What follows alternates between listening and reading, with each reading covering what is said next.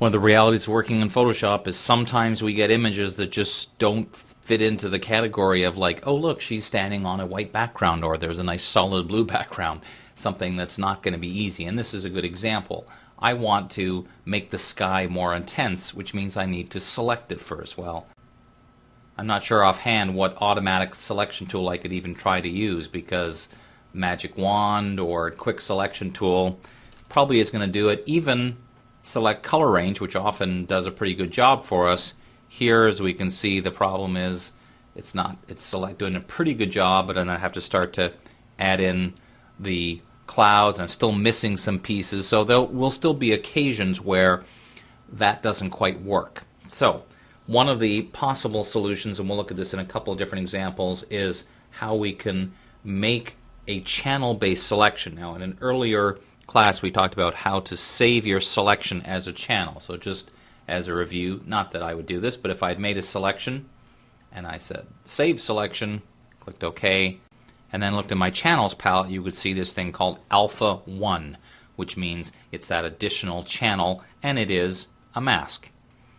So with that in mind, here's one of the things that we can do is actually build that same kind of mask alpha channel using the existing channels.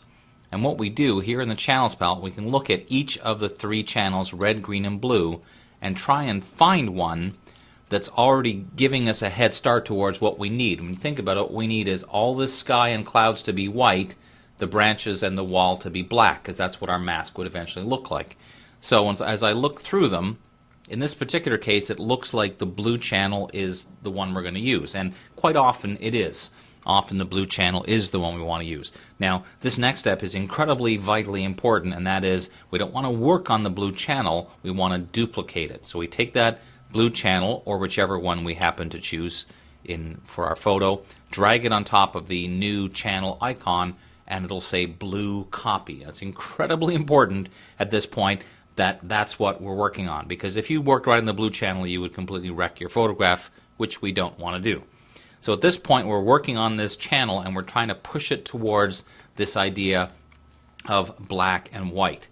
So I could try, for example, starting with levels and just start to make the darks a little darker and the lights a little lighter. Now, as I'm doing this, I'm keeping my eyes on the tiny little branches of this, because if I go too far, I lose some of that detail. So I'm trying to get kind of a happy medium here where I can get a pretty good result. So that's a pretty good start right there. Another method we often use to do this is apply image.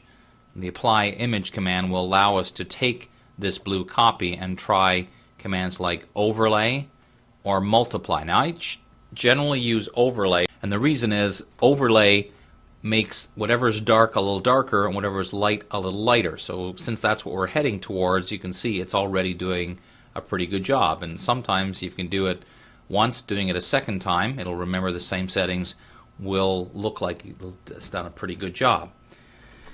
As we mentioned previously, at a certain point, not a bad idea to invert it and see what it looks like, so you can start to pick up any areas. Obviously, we're missing some information in here. What we may want to do is click beside the RGB channel to get into kind of like a quick mask view once again. So now we can see what it is that we're missing. Kind of go through here and make a selection. It's going to get those pieces and then fill them with black, because we don't want that as part of our selection. Also in this quick mask view, if we noticed anything that was missing, like a leaf that should be selected, anything of that nature, this little piece up here.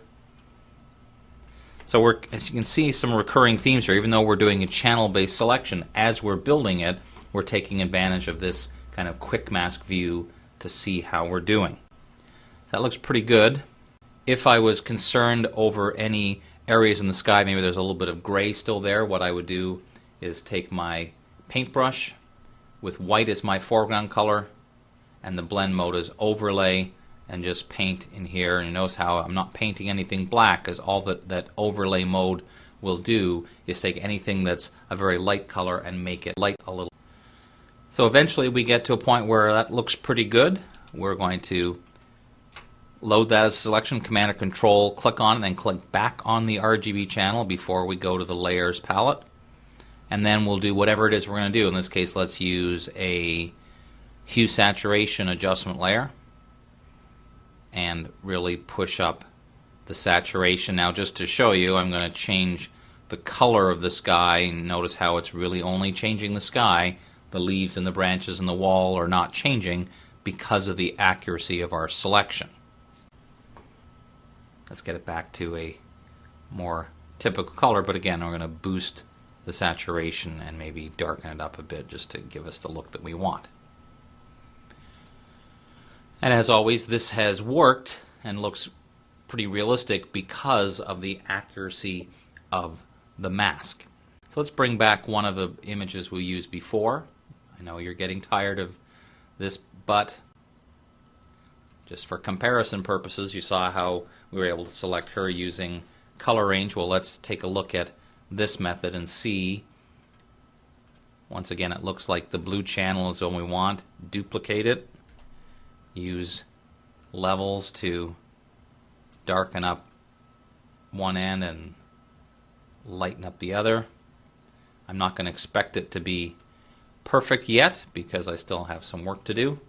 Then we'll do some apply image work. Do that a couple of times. Now, one thing you'll notice in this particular case, it's not going to do anything with the white of the dog or her shirt, and that's the one problem with this particular method, is that it won't help with things that are pretty close to pure white. So I'm going to have to go in here and do selection and try and fill that with part with black. Once again, I may need to turn on that RGB channel so I can see the problem areas that I still need to work on. This, it also indicates to me I can see where there are some areas that are the other way around. This has a little bit of that pink on it, and it shouldn't, so I should fill that with white. So you can see this one is doing not too bad a job. This still has some areas I need to work on, so I would use the same method, paintbrush, overlay mode, and just go over those little gray areas that I missed. Inverse the selection, make sure I didn't miss anything major. And I've got a selection out of it that I can again apply using whatever kind of method we want. Hue saturation, once again, just so we're doing something similar, except my mask is the wrong way around, isn't it? Yes, it is. Hint number one, pay close attention to the way your mask is set up. So again, here I could refine the edges, try something a little different. Now, I want to show you one other possibility. This is something that came across as I was experimenting. Probably not the first person on the planet to ever try this, but it just was something I'd never seen before. Kind of worked out pretty well in certain circumstances. So I would suggest that you add this to your repertoire of possible selection methods when you're doing this channel-based selection, particularly if you see something where, like in this case, the image has got lots of blue in it or something a fairly solid color, and that is to change the mode of our document to this mode called LAB color. And when we look at the channels palette, you'll see it has lightness, which is kind of like our grayscale, and then all the color is contained in these two channels. Now, at first, it might not look like you're going to get much of anything out of this, but take a look at this. If I take this blue channel, or excuse me, the B channel, and duplicate it, and then simply go to levels, I'm going to tell it I want the interior part, white part, or this gray part to be more white, and this to be black. Or I could even do it this way. Click on with the black eyedropper, say make that black, and take the white eyedropper and tell it to make this white. Now, it's still not pure white, so I could push it up a little further, something like that. And then I would use a method I showed you earlier. I would do fill. I'm using the shortcut Shift Delete or Shift Backspace. White in overlay mode. Do that maybe a couple of times. Inverse the selection. Now I can still see there's little tiny bits of gray in what's supposed to be white up here right now, so I'll do the same thing. Overlay. load that as a selection, and then I could change my mode back to RGB for whatever it is I want to do next, including things like, let's invert this selection, and do another hue saturation so we can see the difference. See, that one already looks pretty good. Again, we were always getting that little tiny bit of blue, and that's just something we're going to have to live with. But that's just another method. Now, let me review a couple things about this. When you change the mode to LAB color, you want to do this early on, because if you already have adjustment layers, they will go away. So do this first. Go to LAB color, find the B channel typically, although the A channel might work some of the time. And then once you've duplicated it, convert back to RGB before you start adding any things like adjustment layers. Now, just a couple of final words about this channel-based selection. Some people use this as kind of their everyday method because they've got it pretty down pat, and I have no problem with that whatsoever because it really can be very accurate, particularly now the combination of making a channel-based selection and then turning that channel-based selection into a mask, a layer mask, which you then refine using the mask panel. That's a pretty good combination, a pretty good workflow to get you going.